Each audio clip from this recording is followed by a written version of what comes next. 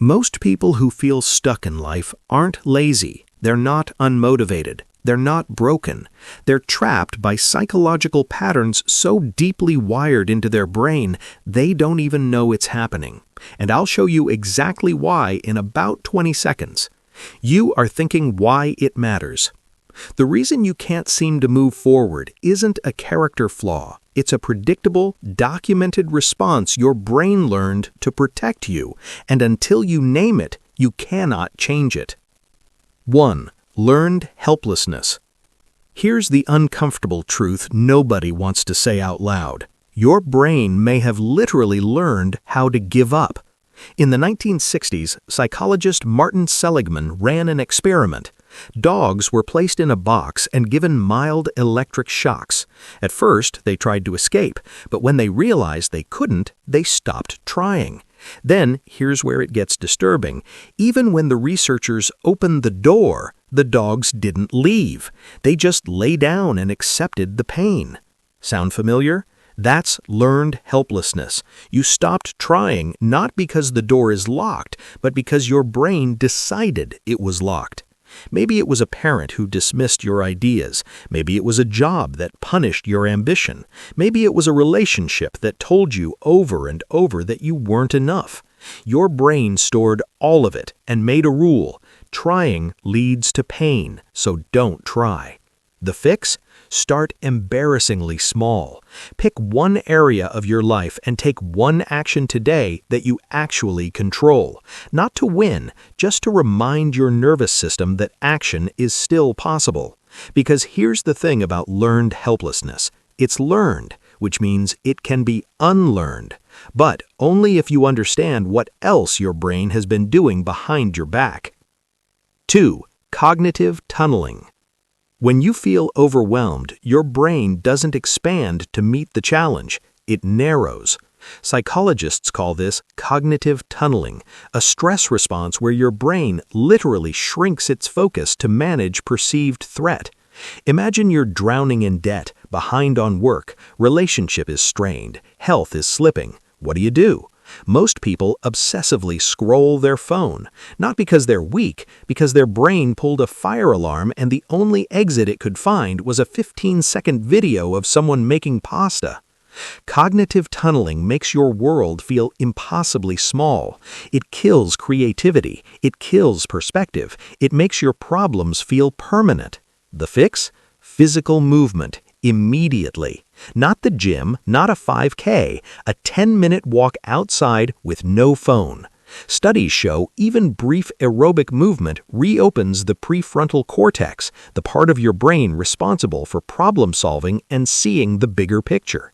What you're about to hear next explains why smart people make terrible decisions when they're stuck. 3. Amygdala hijack. Your brain has an alarm system. It's called the amygdala, and when life feels overwhelming, it takes over, completely. Psychologists call it an amygdala hijack, when your emotional brain overrides your rational brain in a split second. Here's what it looks like in real life. You get a passive-aggressive email from your boss. Suddenly, your heart is pounding. You fire back a message you immediately regret. Or you shut down completely. You don't respond for 3 days. You avoid the entire situation until it becomes a bigger problem. That's not immaturity. That's not stupidity. That's a hijack. Your brain literally went offline. The prefrontal cortex, the CEO of your brain, got locked out of the building, and a 200-million-year-old panic system took over. The fix? The physiological sigh. 2 quick inhales through the nose, followed by 1 long exhale through the mouth. Stanford neuroscientist Andrew Huberman's research shows this is the fastest way to manually activate your parasympathetic nervous system, your body's calm down switch. 2 breaths, that's it. It sounds too simple to work. It works. Now, here's where things get really uncomfortable, because some of you aren't just reacting to stress, you're addicted to it. 4. Stress addiction. This one is hard to hear. Some people don't feel stuck because of bad luck. They feel stuck because chaos is comfortable.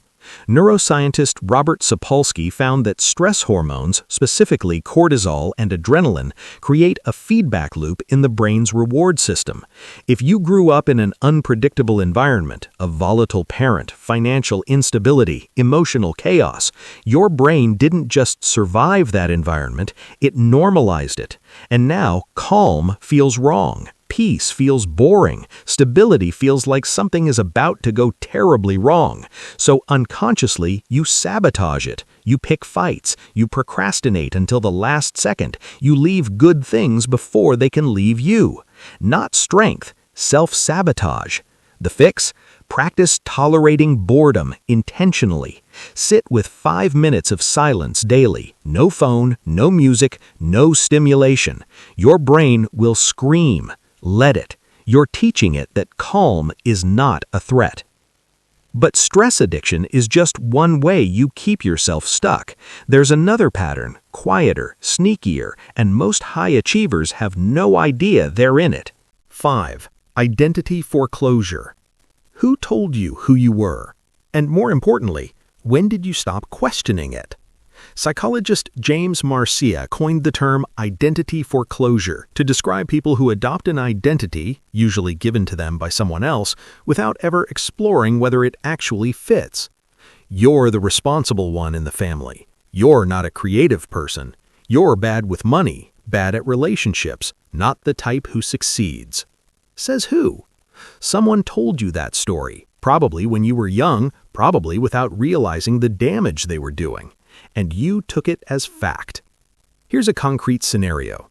Someone grows up hearing, "You're not academically smart." Maybe they struggled in school. Maybe they had undiagnosed ADHD. And they spend the next 30 years avoiding anything that requires intellectual confidence. Not because they aren't capable, because the brain is a story-confirming machine. It finds evidence for whatever it already believes. The fix? Write down 3 "I'm not the type of person who" statements you live by. Then ask, who decided that? When? Was that person right about everything? Question the story. Because here's the thing. The identity that's keeping you stuck may be the most expensive thing you've never bought. 6. The arrival fallacy. You've been chasing something. A salary, a relationship, a body, a milestone, and somewhere in the back of your mind there's a quiet, unexamined belief, once I get there, I'll be okay. Psychologist Tal Ben-Shahar calls this the arrival fallacy, the illusion that achieving a goal will bring lasting happiness. Here's what actually happens. You get the promotion. For about 72 hours you feel incredible. Then the goalposts move. Now you need the next promotion. Or you feel strangely empty and have no idea why. This isn't ingratitude, it's neuroscience. The brain habituates, it's designed to. The hit of dopamine from achievement fades fast because the brain's job is to keep you pursuing, not arriving. So if your entire sense of forward momentum is tied to a destination, you will always feel stuck in the in-between. The fix? Find what psychologists call process identity. Fall in love with who you're becoming through the work, not just with the outcome of the work. Journal one thing you did today that reflects the person you want to be, not what you achieved, what you practiced. Now, we've talked about what you believe, but there's one more pattern, possibly the most self-destructive of all, that runs silently beneath everything else. 7. Hypervigilance. Some of you are exhausted in a way that sleep doesn't fix. Not tired, depleted. You wake up tired. You go to bed wired. You overthink everything. You prepare for every possible bad outcome. And people call you anxious, sensitive, dramatic. But here's the truth.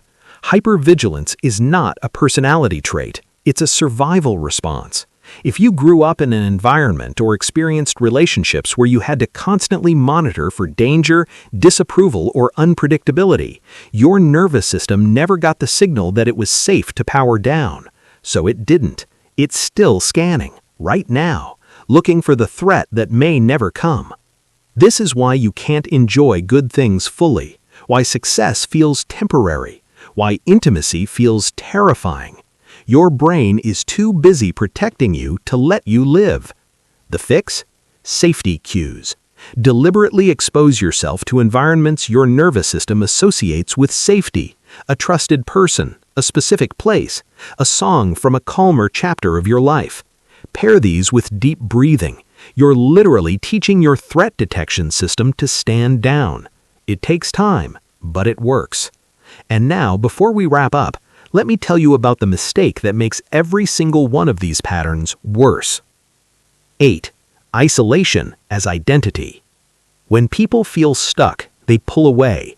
They stop texting back. They cancel plans. They tell themselves they need space to figure things out. But what they're actually doing is starving the brain of its most powerful resource, human connection. Neuroscientist John Cacioppo spent decades studying loneliness. His findings were stark. Chronic isolation doesn't just feel bad, it impairs cognition, disrupts sleep, spikes cortisol, and physically shrinks the parts of the brain responsible for empathy and decision-making. Isolation doesn't give you clarity. It gives you an echo chamber where your worst thoughts get louder. The fix? Reach out to one person today. Not to solve anything, just to connect. Not a text, a call, a real voice. Your brain needs co-regulation, the physiological calming effect of being in the presence of a safe person. You cannot think your way out of a stuck life entirely alone. You weren't designed to. Let's bring this together. You feel stuck not because you're weak, lazy, or beyond help. You feel stuck because your brain is doing exactly what it was trained to do. Learned helplessness taught it that effort is pointless. Cognitive tunneling made the world feel smaller than it is. Amygdala hijacks took your rational mind offline. Stress addiction made chaos feel like home. Identity foreclosure locked you into a story someone else wrote for you. The arrival fallacy kept moving the finish line. Hypervigilance burned through every resource you had just to get through the day. And isolation made every single one of those things worse. Here is the one cohesive truth underneath it all. Your brain isn't broken, it's overprotected. Every pattern we talked about started as a survival mechanism. The problem is that survival and living are not the same thing. And at some point, you have to decide which one you're doing. Here's your call to action, and I'm not going to be gentle about it. You've probably watched videos like this before. You nodded along, you felt something shift, and then you went back to exactly what you were doing. That's the pattern in action, by the way. Insight without action is just comfortable suffering with a better vocabulary. So pick one thing from this video, just one. If this hit you, share it with someone who needed to hear it. Subscribe if you want more of this. We break down real psychology, no fluff, no toxic positivity. See you in the next one.